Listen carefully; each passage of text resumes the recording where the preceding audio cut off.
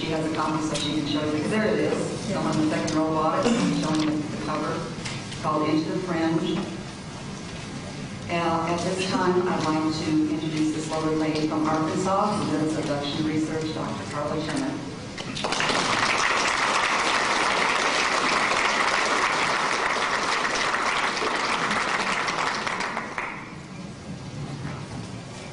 Before I get started, I would like to thank my host and hostess, Monty and Ellen.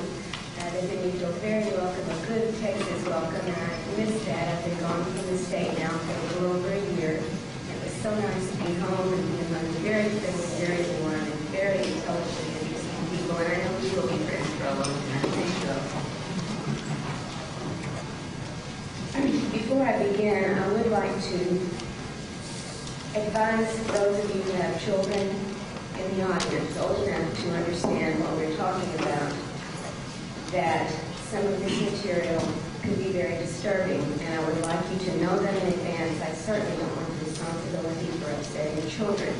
I've never had an audience with children before, so I've never had to say this, but be forewarned, please, and use your discretion if your child is old enough to comprehend what we're discussing. This is not material for children.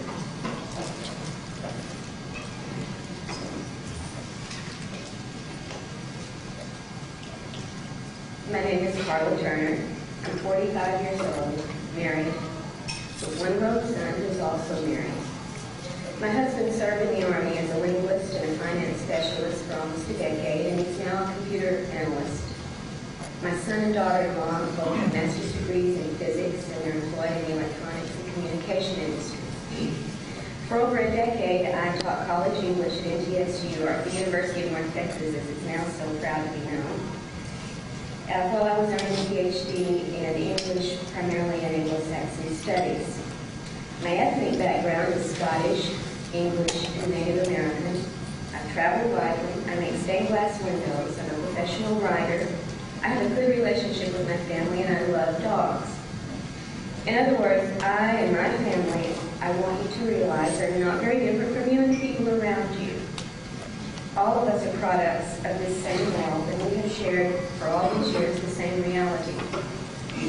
I want to stress this because the things I'm going to discuss this evening, they seem too fantastic to be true to many of us.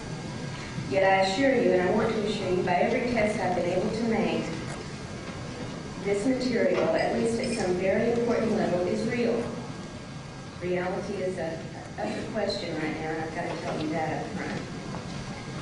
And if these things are real, a part of my reality, my family's reality, and many, many other people's realities, rest assured, whether they've touched you personally or not, they are part of your reality because we share this. I feel confident in saying that the abduction of humans by aliens is a fact of our existence, whatever those aliens may be. I'd like to define a couple of terms, and then I want to share with you a little of what it's like to go through such experiences in the beginning.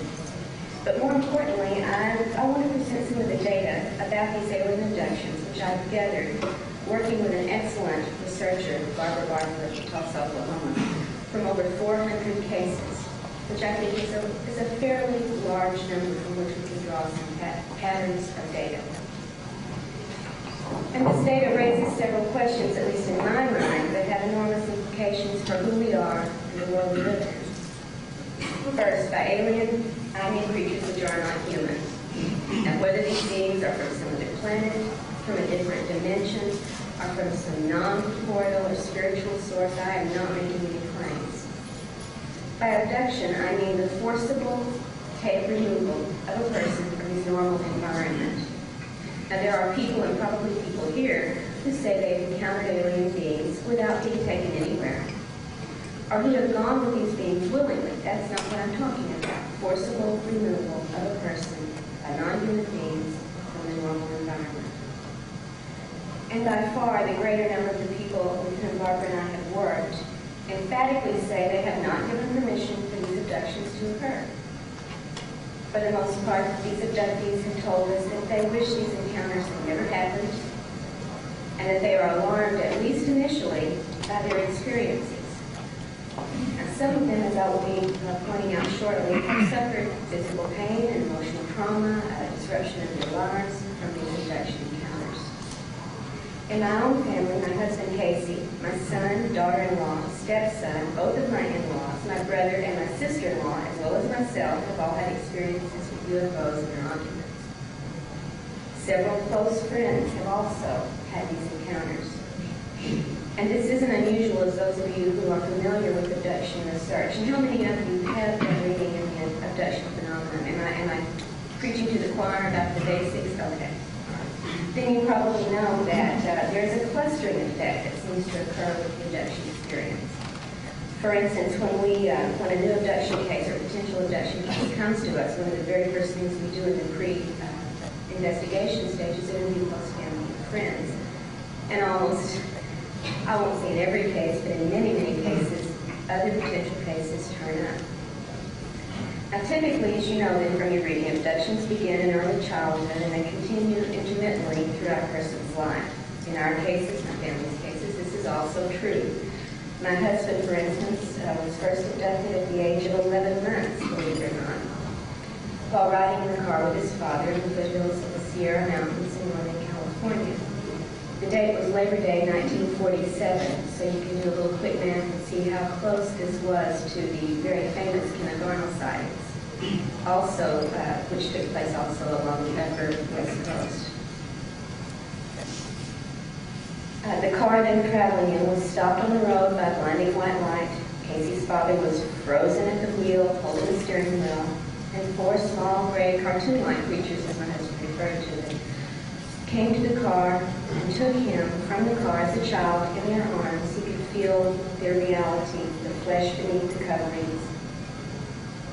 Carried him in their arms to a small craft, and then he was taken along with them to a much, much larger craft where he was given into the care of a being who did examinations and other particular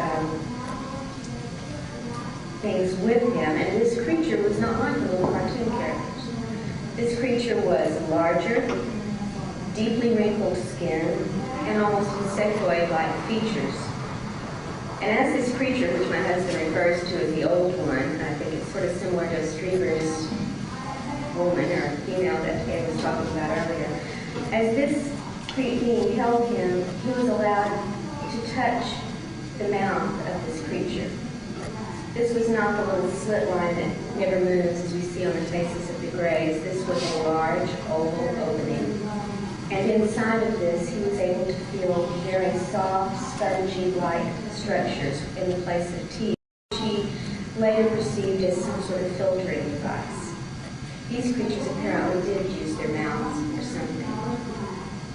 And he had other encounters throughout his childhood, as so many of the abductees do, and I think the culminating events of childhood experiences in Casey occurred at the ages of 12 and 13 in Kansas. In the first one, he was implanted with a device of some sort inserted through his left nostril, and he felt the pain and the pressure when it was penetrated into the frontal brain area. In the second, he was forced, when he was paralyzed and unable to do anything about it, to have a sexual encounter with an unusual female being. She had wispy white hair, dark eyes, and somewhat more humanoid features than any of the other creatures that he had seen up to this point. In the background, watching this, was the old one. This has recurred in several instances. Whatever has gone on, the old one has been there as part of this, observing or participating. My experiences also began in childhood. I remember suddenly finding myself outside in the dark one night, which is not something a 5-year-old is often able to get away with. At the age of 5 or 6, somewhere between there, standing beside a very tall creature, at least from my perspective, it was a tall creature, that I thought looked like a gigantic grasshopper or praying mantis. It was holding my hand and telling me that it was my mother. And all I remember consciously, and have always remembered consciously, was screaming and crying and saying, "No, you're not. No, you're not." After that, the memory of that encounter is blank. But the incident stayed in my conscious memory for years. I tried to call it a nightmare. And I did have nightmares about it recurrently through childhood. But that first night, I knew I was awake, I knew I was outside, and then this being was beside me. Without going into all of the details of the experiences my family and my friends and I have been through, which I hope you'll have a chance to look at in the book, I would like to talk about a couple of events that are not in the material in the book. And one reason is they were not brought to my attention until after the manuscript was finished. These occurred in my early 20s. And to anyone not acquainted, I'd like to make this statement before I begin. To anyone not acquainted with the abduction scenario, these incidents may appear to have nothing to do with UFOs or ETs, but given the totality of the experiences that I and many others have had, I believe that these are related directly to this experience. And to this day, I have absolutely no memory of these things happening. My family and my friends, however, recall them very clearly. I have their words to go on, not my own memories. On 2 different occasions, 4 friends, who I'm still friends with since those days, tell me that I came to see them in hysterics because I couldn't remember where I had been for a large stretch of time. One was for half a day, and another time was for 24 hours. I was very, very upset, especially because I had a small child, a 3-year-old child at this time, and had no idea where that child was while I was listening or what was going on with that child. And my husband at that time told me, much, much later, like I said, after I finished the manuscript, that in 1970 I apparently became pregnant. I was on birth control pills. I became pregnant.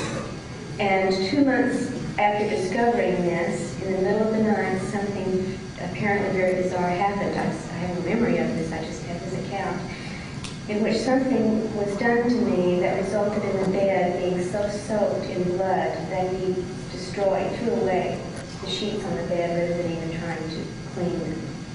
That I was in great pain and very hysterical, and he tried his best to get me to go to a hospital. I utterly refused, and I was no longer pregnant after this. I have no memory of this.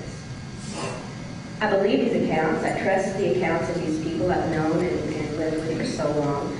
But the trauma, apparently, of these events must have been so great that I pushed them completely out of my consciousness. And this, too, I've found in the research happens in many cases.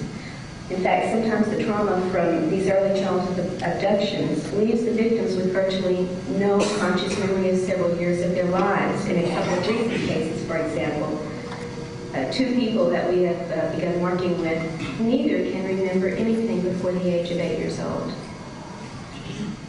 There's no sign of sexual abuse in these situations, if you were thinking about that automatically, which I know does come up. When they look at family photographs of themselves and their family members from these years, they say it means nothing to them. They say it's like looking at photos of someone else's life, not theirs. And of course, there were other inexplicable incidents throughout both of our lives, of which we had some conscious memories, but no understanding. And then in December of 1987, our relationship with these beings apparently changed. My husband was abducted half a block from the house we lived in North Texas. A deep incision was made. It's a very, very bizarre setting, by the way, and I went into detail in the book about this. It's not your typical abduction scene. A deep incision was made into his upper thigh, and he was told by his abductors it was time to remember. You're going to remember now, they told him. Well, it took 5 months for those memories to surface. And up to that point, we never knew what was behind all these odd things we'd been through throughout our lives. But now we were beginning to learn something about what we were dealing with. And the knowledge, frankly, was reality-shattering, as I'm sure some of you out there can sympathize with. We had never read anything about UFOs other than the occasional headlines in the papers. I remember the Pascagoula incident, for instance. I remember in 1965 or 66 when there were a lot of reports in the media about sightings. Apparently there was a plague going on at that time. But we rapidly educated ourselves on this subject and eventually were able to take advantage of a good investigator. It did involve some hypnosis. Some of the things were not recalled through hypnosis. Some of them were enhanced. Some of them we were totally unaware of surfaced through hypnosis. And that investigation prompted me to start keeping a journal. I'm a writer, I'm a teacher. This is the sort of thing we do. As a researcher, you keep your data. Originally, this journal was just for our experiences. I soon had to expand it to include those of my son, my daughter-in-law, and several friends because this thing apparently exploded. in our small group. And that journal is the basis for the book that Ellen told you about, Into the Fringe, covering about a year of our experiences, the first year of our knowledge of these. I hope you have a chance to look at it. Now, the stories that emerged as we began investigating this were frankly just unacceptable to us. As I told you, my husband is in computers. He has a very, very responsible job. He is one of the best in his field. If this were to be known to the people who entrust him with the care of millions of dollars worth of material on a daily basis, we were very afraid of what might happen to our income. I was a college teacher, English and literature, and these were the things that mattered. These were the things we knew about. This was a shock. We could not accept it in the beginning. We fought very hard, in fact, to discredit these accounts of our own because this was not the world we'd always known. There was no room for these things. Now, a therapist who's worked with some abduction cases told me recently that in these experiences, we go through certain stages of emotional responses, and that there is a stage in which abductees grieve for reality, just as a mourner grieves for the loss of a loved one. And we loved our world. We were happy, productive, integrated people. The world that we had always known was the world we loved, and it had been taken away from us permanently. You can't unknow this material. There is a loose pattern of responses to the abduction situation, and I would really like to say how much I appreciate being able to follow Mr. Conroy's talk, because many of the things that you pointed out in your own experiences and others, of course, we run into over and over and over again. So coming from two different places, we're seeing many of the same things. Now, typically, we first try to explain the events away. There's got to be a rational explanation, even if that is, we must be crazy, so therefore we can be cured and we can go back to the world we knew. And then we become frightened when the explanations don't work. The next reaction usually goes one of two ways. Either there's a reaction of anger or a reaction of almost religious awe involved, depending upon the particular nature of the events the abductee recalls. In almost all cases, I believe I'm safe in saying, there's a desire to widen our learning. This desire increases, frequently focusing on a range of topics from the metaphysical and the paranormal to physics and mathematics. Another typical response is withdrawing from close friends and families, at least for a while, because it's very, very difficult to tell these people whom we love and whom we depend upon for support that aliens have been coming into our bedrooms at night. Rejection that we get and the lack of faith these people surely have in us, and that we fear they will have in us, it is devastating. And so many of us quit taking the chance, or we don't take the chance for a long while. And it's equally hard for us to be around these people we love and keep quiet about these events in our lives. Our silence is like lying about something very, very important. So there is a withdrawal, a separation from these people for a great deal of the time. And I'd like to say congratulations to Ellen and the MUFON group here that put together, and Jean who put together the abduction support group, because frankly, sometimes the only place we feel completely comfortable, open, and honest is with others who've been through these experiences. We need those times. People who we know from their own experience do not doubt ours.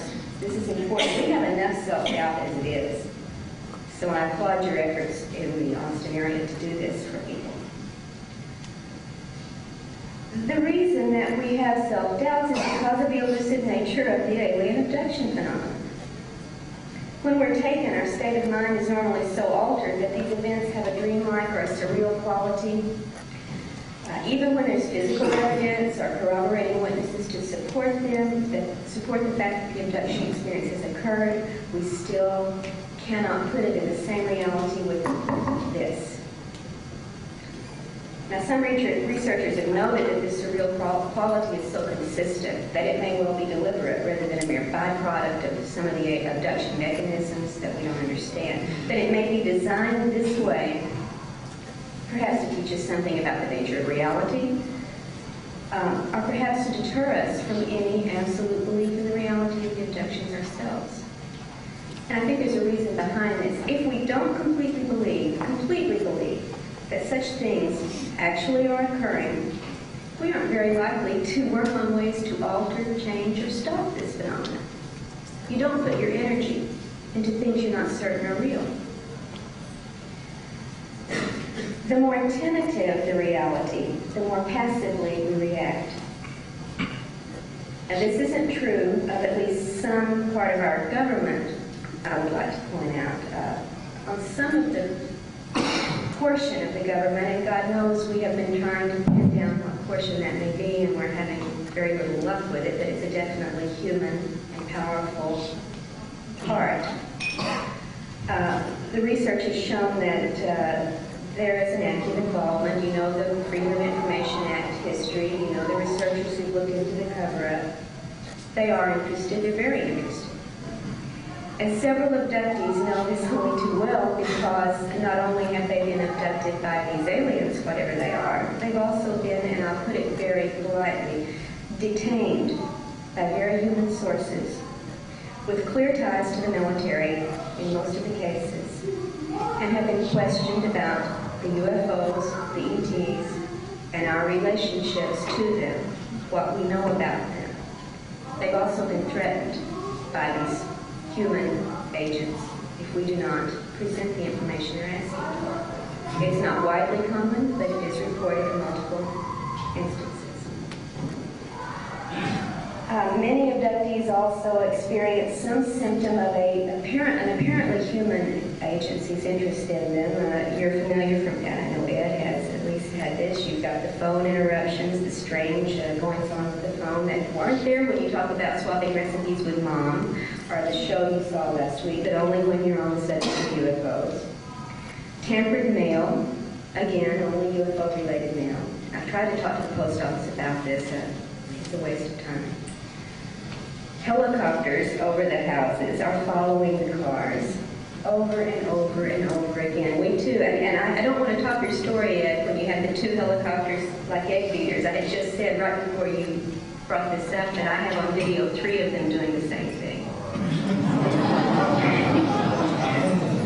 We've had as many as 9 in one day, and they seem to like to come in clumps of 3. 3 different times, 3 different times in one day over a house we had lived in for 5 years before this, where there had never been a helicopter over the house. We've had them after midnight. We've had them, every window in the house rattled by them. They're so low we think they're landing. This may be ET related, it may be some other dimensionality and manifesting in a strange way, or it may be a very human agency behind this. We've also been followed several times, and again, from UFO-related meetings.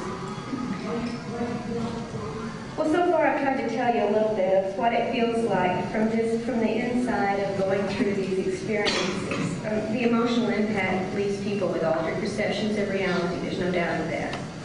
It changes personal relationships. It brings about self-doubt. It brings about a quest for greater knowledge and understanding. These are all very typical responses to what it's like to go through this. And these are all things that we know from having been through them.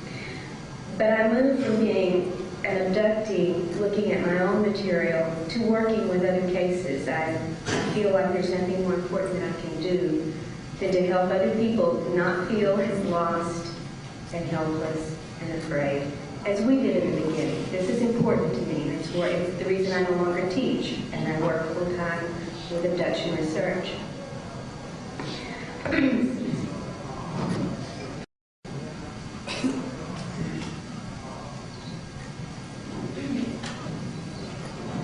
As a researcher, I've discovered another body of knowledge or information which comes from the correlation of events reported by many other abductees. And I think this is even more important than letting you know what it's like to go through the experience, because one person's experience is always going to be a partial picture of this phenomenon. Many people's experiences bring new patterns. And this is the point at which I would advise those with young children to think carefully about keeping them in the room. If you're interested in this phenomenon, you've probably read the Strieber books, David Jacobs, Edith Fiore, Bud Hopkins, Ray Fowler, etc., who've dealt with specific cases of abduction. Just to name a few, there are others. And all of these report on some aspects of the phenomenon.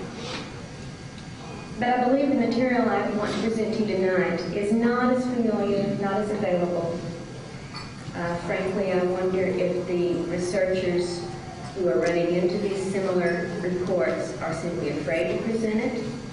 It's as if, yes, we'll accept lights in the sky, yes, we'll accept craft on the ground, we'll accept graves in the bedrooms, heck, we'll even accept implants and breeding research. But we can't accept the rest of it, even though it's as valid in the report as these other things. Don't push your audience too far. Well, I may be pushing my audience a little far tonight, but I think it's important to balance the picture. There is not just the data you've read about. There is other data equally. If this data is valid, so is what I'm going to give you now. If this first data is not valid, then I'm not claiming any more validity to what I will be telling you about tonight.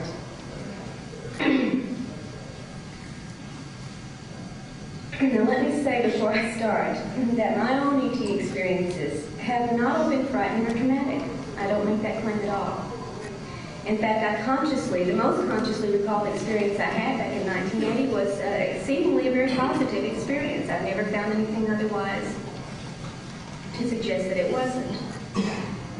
My husband has not been particularly traumatized. I mean, an implant is painful, but you get over it. The sexual encounter was so bizarre as to be just pushed away and does not seem to have affected him for a lifelong processes. So these are not things I'm going to tell you that happened to us. They're things that are reported in multiple cases by others. This is not meant to be a complete picture, but it's meant to widen the complete picture. So please do not accuse me of having said everything that happens in these abductions is terrible or negative or frightening. I'm not saying that. But I think you have ample access to the other side of the picture already. You've read about the positive encounters, the spiritually enlightened exchanges between humans and aliens. These things are out there already. What's not out there is what I want to bring you tonight. Well, some of it's out there, but not in any great detail. I've listed for you 20 points that are correlated from multiple reports. In no instance am I going to be telling you anything that's reported by only 1 or 2 or 3 people out of the over 400 with which we worked. The crew from Channel 36 could film these things happening. That kind of reality I'm not saying, but a reality. Now here are some of the things abductees are reporting. And in putting this material together, I've tried to be very careful to draw these from mainly or mostly virgin cases. And that means reports from people who are not at all familiar with ufology, who haven't read the books, attended the conferences, and had no interest in UFOs. They couldn't tell you who Bud Hopkins or Jacques Vallée or Whitley Strieber are. There's no evidence in investigations and material I'm bringing you that these people are lying or that they're mentally disturbed. They're functioning quite well through their lives. There's often corroborating evidence, corroborating witnesses, and the same details turn up time and time again. Multiple reports are at least the beginning of a pattern, and all this data does come from multiple unrelated reports. So I'm just simply going to go down a list of 20 points that I don't think you may be very familiar with from the research, and I'll try to give you some instances as I can along the way. Number 1, aliens can alter our perception of our surroundings. In one case, for instance, 3 women traveling through an isolated part of New Mexico thought they stopped at a rundown gas station. A very bizarre abduction occurred at that point. And later, when my husband and I went to this area to check out the gas station, of course, no such thing existed. 2, aliens can control what we think we see. They can appear to us in a number of guises and shapes. And you may have read about some of these cases in which the screen of the beginning and onset of an abduction may involve some animal, a familiar animal in an unfamiliar place, an owl, a deer, a monkey, a rabbit. We also have reports where the ETs presented themselves as a dead relative, the Pope, a celebrity figure, even as Jesus. Number 3, aliens can take us, that is our consciousness. Now remember, I'm reporting, I'm not claiming. They can take us out of our physical bodies, disable our control of our bodies, install one of their own entities in it, and use our bodies as vehicles for their own activities. In one particular instance, a woman was abducted on her way to work one morning. She felt herself, her complete self, on a craft, and she was shown through some sort of viewing device that her body had gone on to work and was functioning quite well, answering phones, making appointments, and so on. And the message seemed to be that you are not your body. Perhaps that's the point. The message also came across quite clearly: we can do with your body as we will. Fourth point, aliens can be present with us in an invisible state or make themselves only partially visible if it suits their purposes. One man was repeatedly visited by an entity that was usually only a dim, formless shape, perhaps just a voice, perhaps a ball of light from which the voice came, but sometimes it took the form of a woman's head. And on one occasion, it manifested the head and two hands because the entity was presenting objects it wanted the abductee to examine. Nobody to go with the head and hands. Number 5, abductees are often left with physical marks after their encounters, and you're probably familiar with the straight line cuts and the scoop marks. I think that's fairly apparent in the literature, especially with Bud's work. But there are many other marks, such as certain patterns of bruises in particular areas of the body time and time again, as if people had been forcibly clamped or carried with great strength in these certain areas. There are discolored circles, claw marks, scratches, and punctures, single and multiple, and very, very often these marks form triangular patterns on the bodies of the abductees. Number 6, female abductees often suffer from gynecological problems in a greater percentage than the normal populace. There's so many instances I can't really draw on one to give you, but we have lost pregnancies, as you know, breast cancer time and time again. Hysterectomies are very, very frequent, if not the endometriosis, the fibrocystic tumors, etc. Number 7, aliens show a great interest in human body fluids. They take samples from the neck, from the spine, from the blood veins, the knee joints, and the wrists. They also inject unknown substances into many of these areas. 8, a surprising number of abductees suffer from serious illnesses that they didn't have before at least some of their encounters. In some cases, these have led to surgery, long-term debilitation, and even death from causes that the doctors cannot identify. One particular abductee, a wealthy man of excellent, robust health, experienced a number of sightings and encounters on his property in Colorado. And he went from being this healthy, robust, active man. In a matter of 2 months, he was dead from a disease. The doctors tried to identify, well, they said that it was a form of cancer. They thought it was a form of cancer so rare that in all the medical literature, less than a dozen cases had ever been reported. And there was no treatment for it, and it was rapid. When they autopsied the man after his death, however, they found something that didn't fit even this rare form of cancer. The leg bone had been scooped out in many, many areas, and these scoops were filled with some blue liquid that they could not identify. Number 9, after encounters, some abductees experience a degeneration of their mental, social, and spiritual well-being.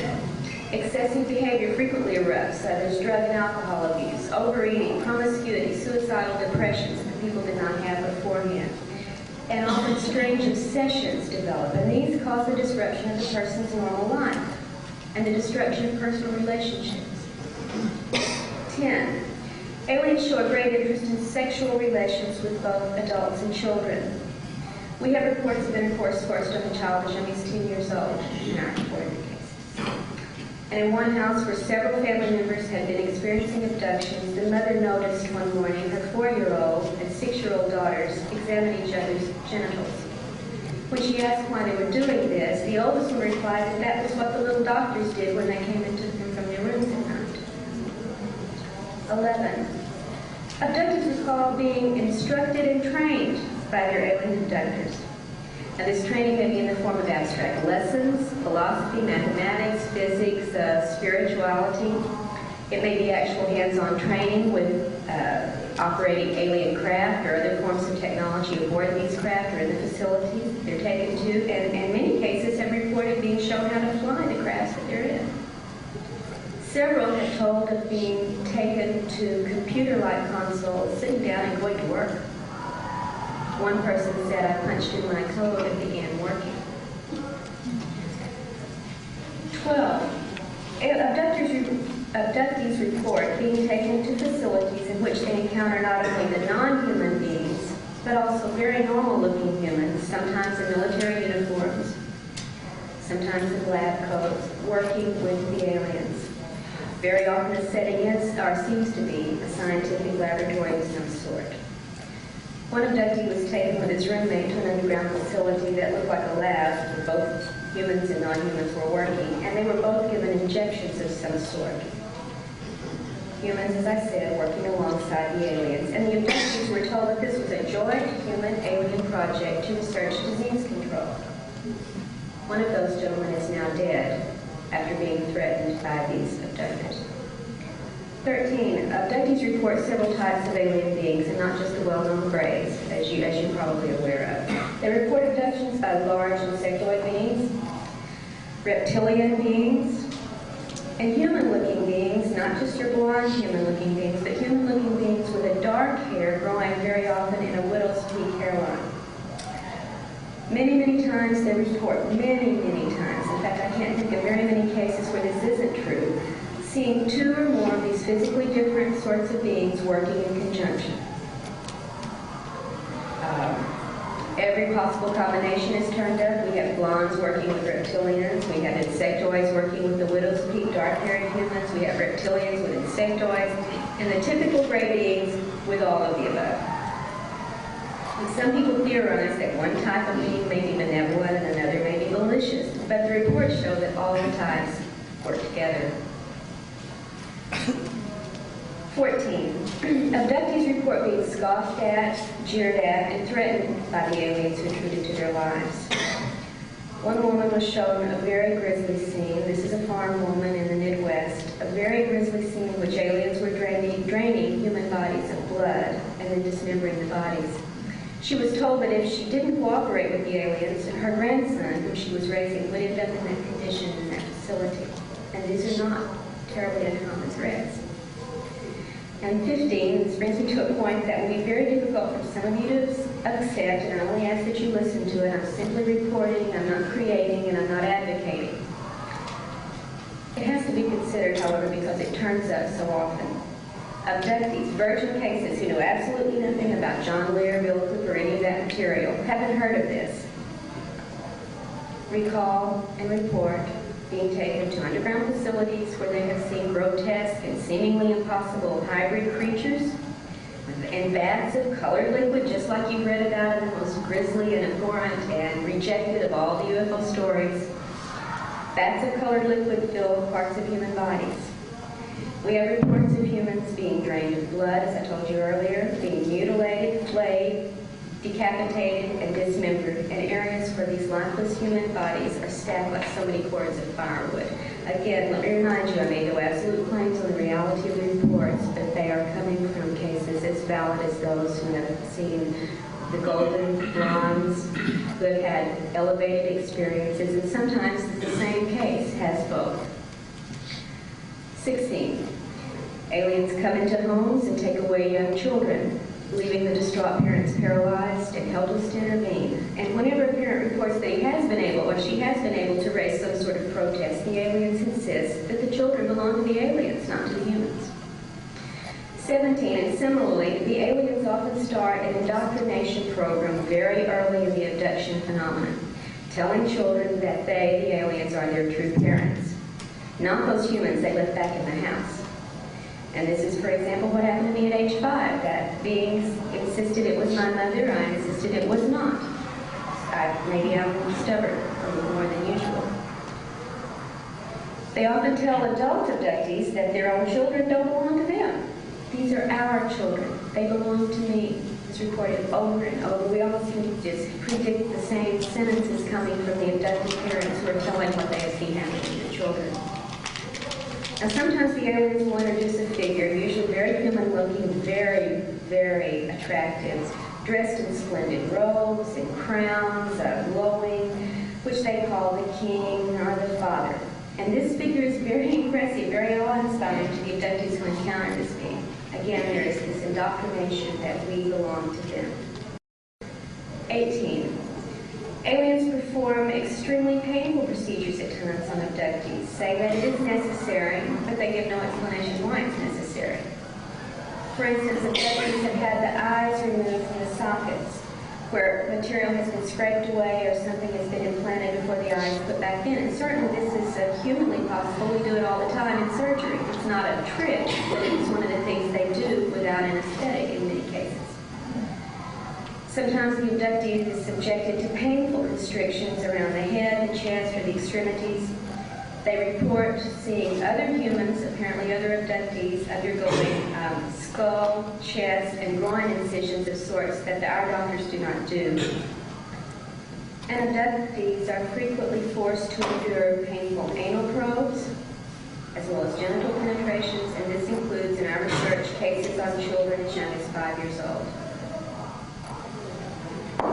19. In some recent cases, we've gotten reports in which abductees, and this is very new, we're still trying to see what other correlations may come up with this material.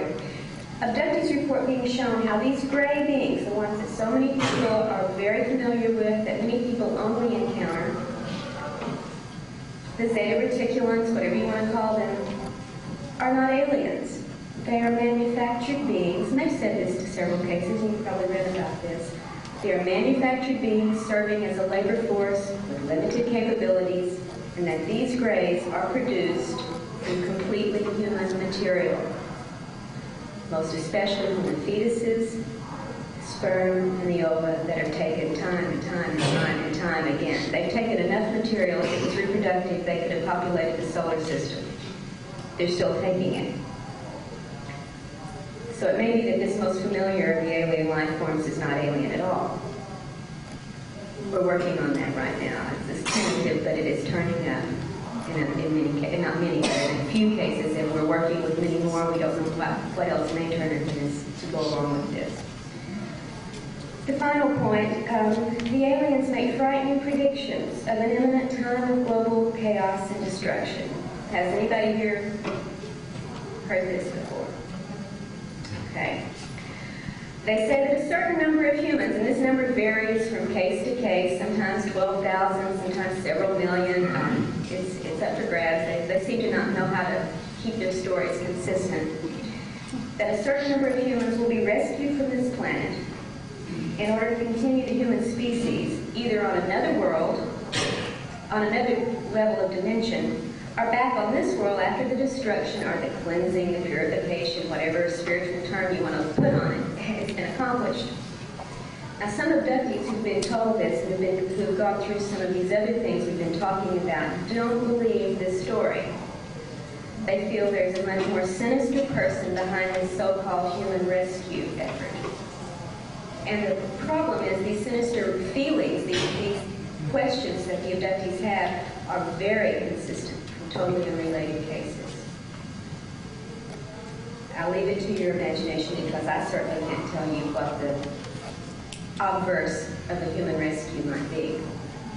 Now I could continue. There are other anomalous reports, but I think these will show you some of what we are finding. Something that is contrary in some ways to what a few researchers would have you believe, that the abduction experience is limited to a set pattern.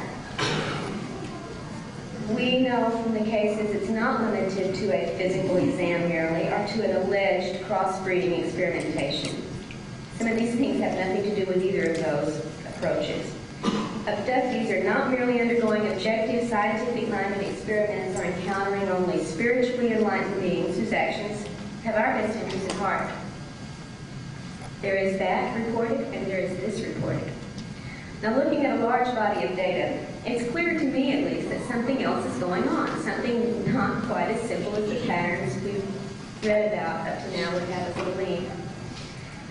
In my opinion, at least in these cases, we're dealing with something far more painful, in many cases more terrifying. It's going on in many encountered cases. And I think we have to ask ourselves, what does this mean? What's the implication? For our children, ourselves, our world, our future?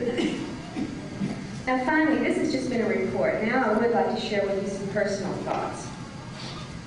And I don't offer them as facts, and I don't insist anybody accept them, but I hope you'll at least listen to them and try to think about them with an open mind. Put it in a big pot with everything else about the abduction phenomena that you are learning about. These are personal gripes or personal points in a way. There's a theory current in ufology right now that says abductees who perceive their experiences as negative only do so because they themselves aren't spiritually or psychically advanced. Persons with higher cosmic development have positive alien encounters. That's what the theory says. And those who recall painful, frightening, or sinister events are merely spiritual Neanderthals. Now, the reason the researchers tell us that this is true is because the aliens serve as mirrors of our own individual natures. Now, Strieber, thank you, Mr. Conway again, has voiced this theory very clearly in the book Majestic, where he says, quote, "In the eyes of the others, we who met them saw ourselves, and there were demons there. They're just showing us our own demonic nature, our own lack of spirituality." Now, having known so many intelligent, moral, positively oriented, religious people who go through these abduction experiences, I believe the theory is wrong. And in my view, it's worse than merely wrong. It's despicable. It's as twisted as blaming a rape victim for the violence committed against her. This attitude, this very supercilious attitude on the part of some theorizers about the abduction phenomenon, leaves many abductees feeling doubly victimized. First by the ETs, and then by that part of the UFO community that condemns them for having been hurt or having been frightened by what those spiritually evolved among us claim to be wonderful space brothers, here to save us from ourselves. I believe there are a couple of reasons why this theory may be so appealing, as much as I dislike it. I understand, I think, the motivation behind it. And first off, I think that most humans have a deep need to believe in the good because of our own essentially moral nature. We have always professed to prefer good to evil. And even those among us who fall a little short of perfection, we still admire, and we still are drawn to those who manifest goodness. Most religions teach that God, the good force, is mightier than evil, whatever form that evil may take. So we tend to think, by analogy, that if a being is farther along in some evolutionary stage than we are, it must be more spiritually enlightened. Second, I think we need desperately for these aliens to be benevolent because we feel so helpless against them. They seem to control events totally during abductions. And I think it's really too terrifying to think that they might deliberately hurt us or be evilly intentioned toward us because we can do nothing to stop them. We know our own weaknesses fairly well, and we need, I think, for some superior force to offer us a hope of salvation, personally and globally. Because we're pretty much watching the world around us slowly, if not less than slowly, disintegrate. And furthermore, I believe that the aliens know our psychology very well. There are those who would excuse the pain, the trauma, and so on that they inflict upon us because they don't understand us. Well, I don't buy that for a minute. They understand us very, very well. The manipulation of our minds shows us that.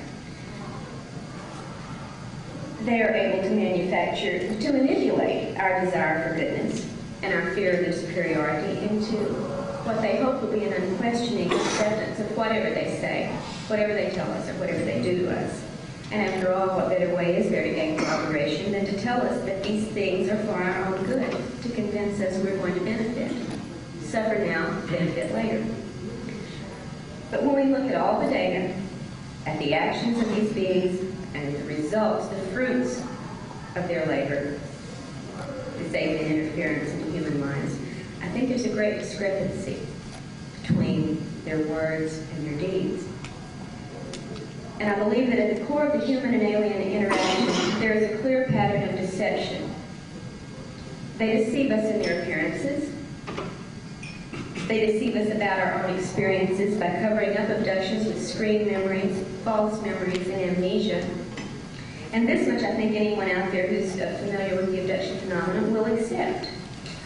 This is deception. Call it what you will. We are deceived in these ways. But I think there's another screen, another deceptive technique being employed, which at least I have only recently come to grasp and understand from these cases.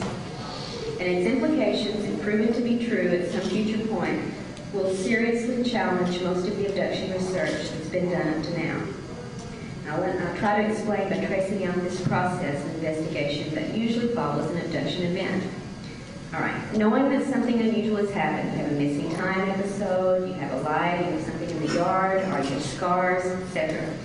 A person will seek out eventually a researcher, an investigator. What is consciously available is explored, what is physically confirming is explored, and in some cases then, because there is a block of memory missing, the person will seek hypnotic regressions to uncover this amnesia period.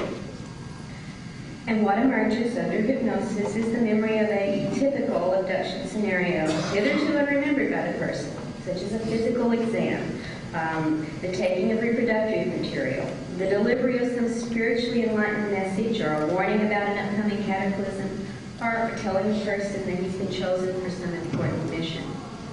The person didn't remember this consciously, goes through hypnosis, and this story emerges. And the researcher and the abductee, having penetrated that amnesia, hear this account and come away from the session satisfied they've discovered the truth about the experience. The less threatening this discovered material, the more benevolent the hypnotically recalled event seen, the more satisfied are the investigator and the abductee.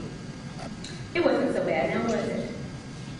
These beings are our friends, after all, or at least they're not our enemies, and everyone goes away with a sense of relief. But it's now apparent from several recent cases that these recovered memories may be false.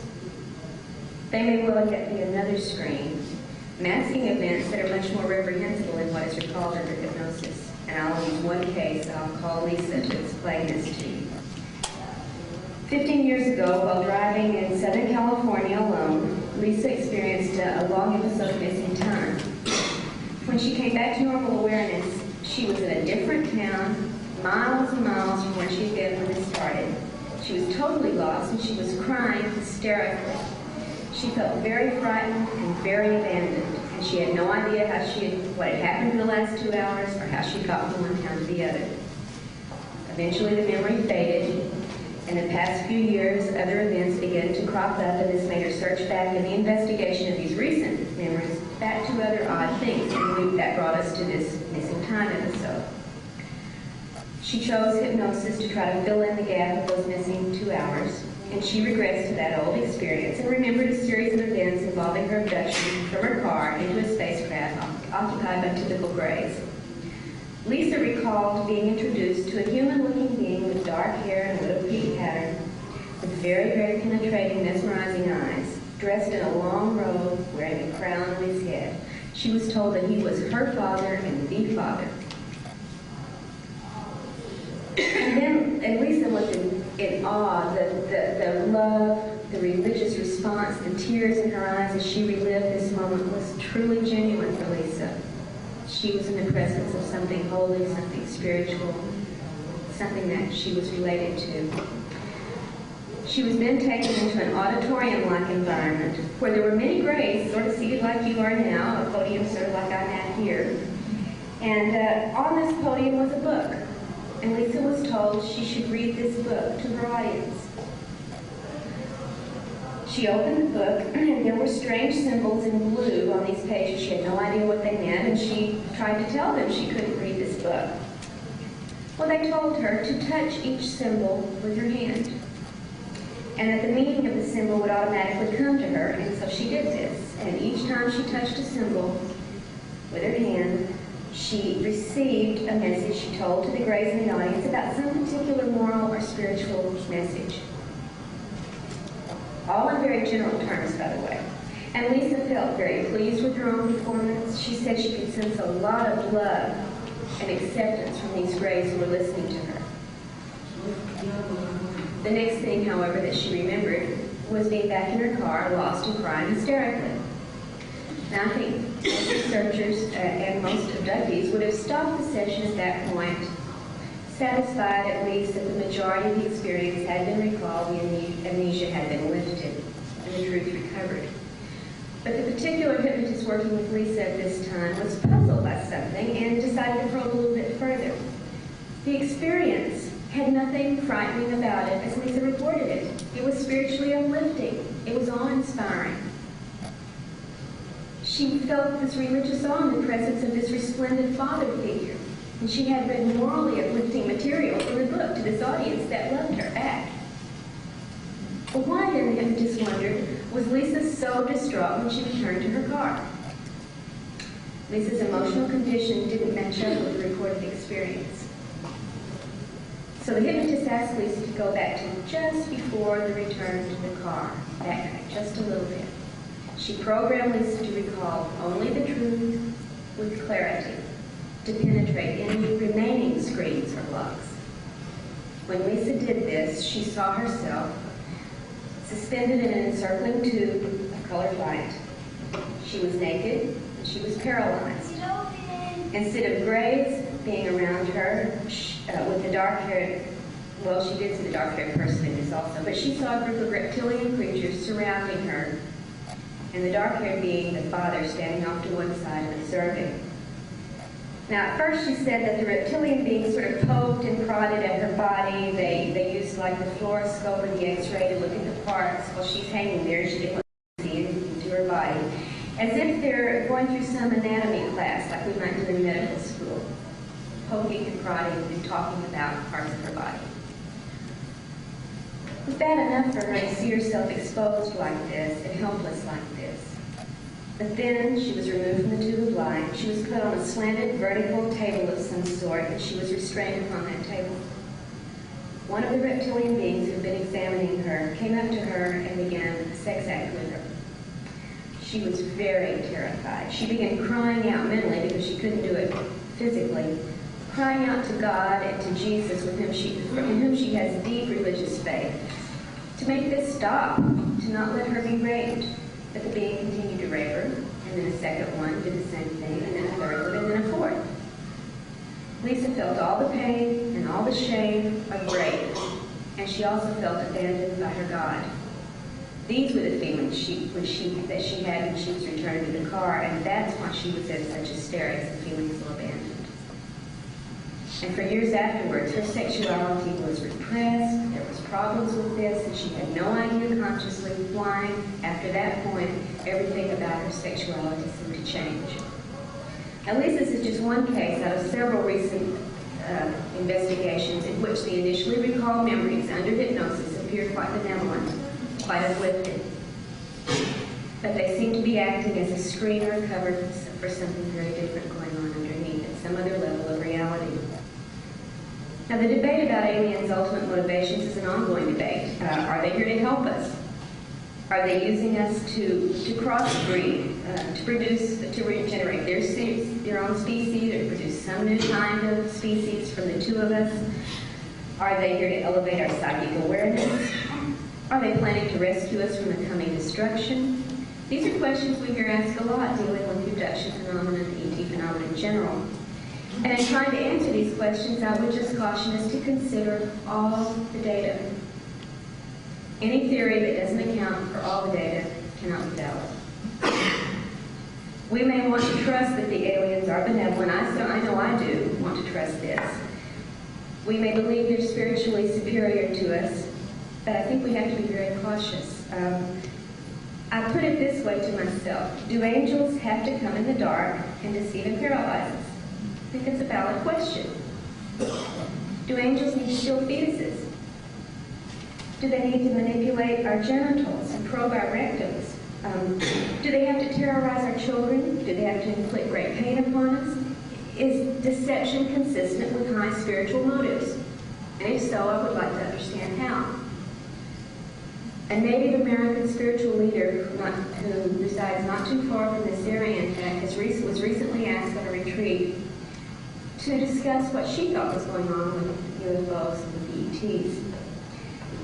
She replied that there are several races, from her understanding from the tradition of the Native American, that there are several races of beings currently on this planet, that some of them have good motivations and some of them do not.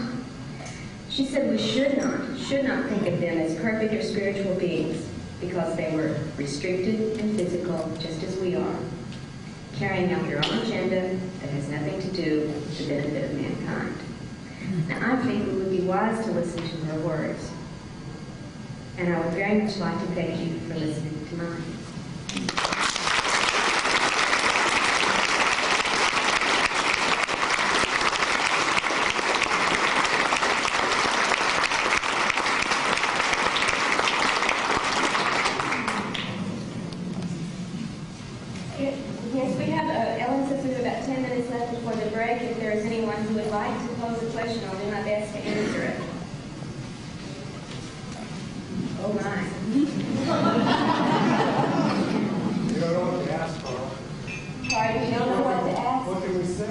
either I did a terribly good job or a terrible job, so.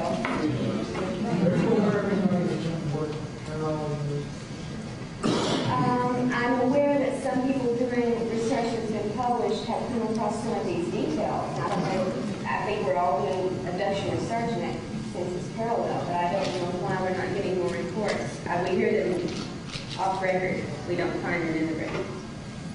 Yes? In a closing statement, you caution to look at all things. And as I remember what I heard, I don't remember hearing a great deal of information that pointed to specific experiences that were positive, that left specific positive outcomes. Well, the reason I didn't do that, you're right, I didn't because that's already out there. That's available. I wasn't trying to give the whole picture, I was trying to widen the picture. That's already available. You can find it in ample publications and ample reports. I'm trying to bring the part that we don't find so often. I'm not saying that's all of it, it's just a part we're not very familiar with. I would be a little behind to know where some of that information that is available. That's positive? Yeah. Oh, there's all sorts of channeled material that's very positively oriented. There are cases like Lisa's that look at hypnosis and come out with a spiritually uplifting scenario. These are reported many times. Betty Andresen's material, for one, comes to mind. This is available. This other material I've tried to talk about tonight is just not as available, and I'm simply trying to balance the picture a little bit. Oh, I understand. Yeah. I just wanted to, and look and make that comment, I really wanted to be able to say, okay, I'm willing to see all this, and I'd like to see. Well, I think you'll find that positive data is out there, and you just do a scan of the literature. There's a lot of it. Yes? There seems to be an obvious fact that there's dualistic influences here because you have on the one hand crop circles, you have on the other hand calendar culture. Right. One brings forth beauty and aesthetic, the other. You know, I've thought about this, and this duality has always bothered me. I wonder, and I've tried to phrase the question in an aggressive way for myself. Would an essentially benevolent force, and for one thing, let me back up a minute. These things may be imagined experiences. They may be scenes and experiences that are deliberately put into our minds that we never really saw or went through. So I asked myself, and that may be on both the positive and negative side, would an essentially benevolent source need to give us these grisly experiences? Why? Or would an essentially negative force profit by giving us false positive memories?